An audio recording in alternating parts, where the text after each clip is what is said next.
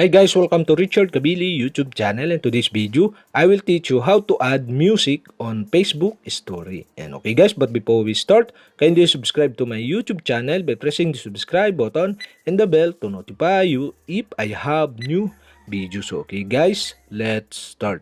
So okay guys, you only have to do is go to your Facebook application in your mobile phone. And okay guys, log in your account. And okay guys, here in your Facebook dashboard, okay, to create the story, okay, you'll have to do is tap the plus sign to create story. And okay guys, here in create story, okay, you can select the image or photo you want to share on your story. And okay guys, so for my example, I select one of my photo or picture. And okay guys, after that, in this tutorial, I'll show you how to add music on Facebook story. And okay guys, okay, you'll have to do is tap the music on the right side on your screen to add music. And okay guys, here you can search the music on search bar, or you can browse the category by sliding to the left or to the right to select the category.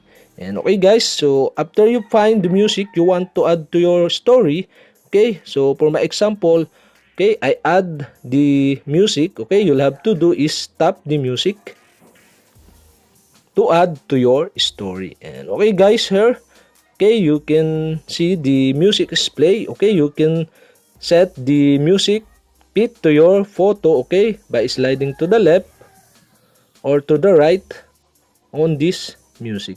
And okay guys, after that, after you set the music on your photo, okay, you only have to do is tap the done on the upper right side on your screen. And okay guys, now, okay, we have successfully add the music. And okay guys, now you can share the story by tap the share button. And okay guys, we have successfully shared story with music on your Facebook account. And okay guys, if you have a question, kindly comment below. And don't forget to hit the subscribe button and the bell to notify you if I have new videos. Okay guys, thank you for watching.